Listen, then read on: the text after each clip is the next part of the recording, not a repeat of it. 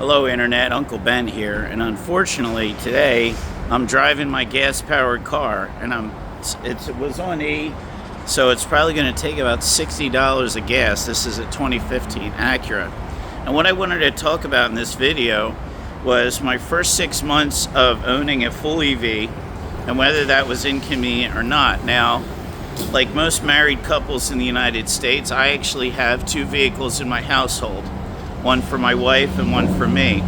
And so my Chevy actually has a 220-mile range, whereas, you know, my gas-powered Acura, you put, let's see, $54 of gas in this car, and this will go over 400 miles. So the question I'm going to answer in this video is whether it was inconvenient to own an EV with a 220-mile range. Well, I can tell you right now, I have solar on my roof, and I've always charged my EV at home. In the last 6 months, I've never used a public charger.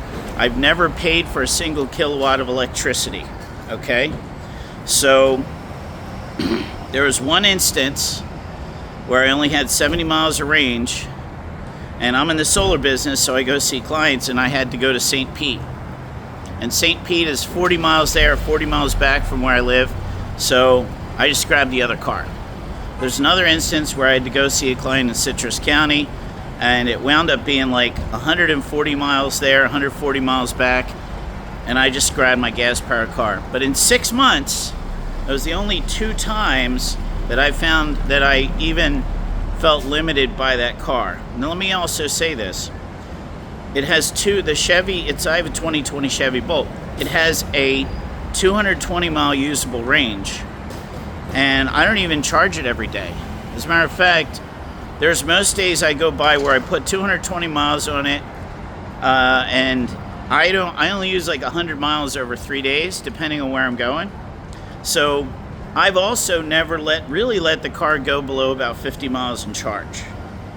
So it's a little different than what I experienced before. I had a plug-in EV that was also gas powered, but only got about 30 miles range, so I was always plugging that in every night like a cell phone. With my full electric car, I only plug it in like every 3rd night. Now, here's what I can do. This is the big difference. When you have a gas powered car, as long as you have a full tank of gas, or even if you don't, if you have to go 200 miles the next day, you say, well, I'll just get gas on the way, right? With the EV, you have to think about how far am I going and how far back. And you don't really think about that in a gas car. There may be a place that you go to on a regular basis that's 55 miles away from your front door, but you don't think about it in a gas-powered car. You will think about that with the EV. And if the price of having an EV is, I just think, well, Clearwater is 35 miles away, that's not really a big deal. You know, St. Pete's 50 miles away. If I know I'm going to go to those places for a business appointment the next day, I just plug in the car. The next morning I wake up, the car has 220 miles on it, and so I'm not worried about range. So that's my experience the first 6 months of owning an EV. And look at this.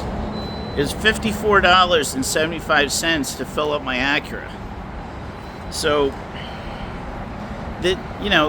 gas-powered cars are just not efficient.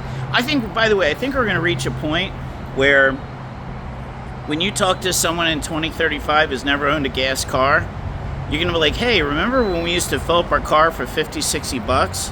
And they're going to be kind of appalled that we had that cost.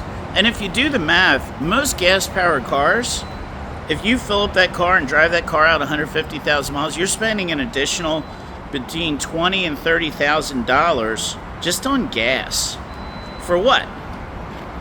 For what? Anyway, I hope you find that interesting. If you want to go test drive an EV, you can go to any dealer now. They got EVs everywhere. Check it out. There's also some cool EVs on my channel. Hit subscribe, hit like, and if you already drive an EV, please leave a comment. Have a blessed day.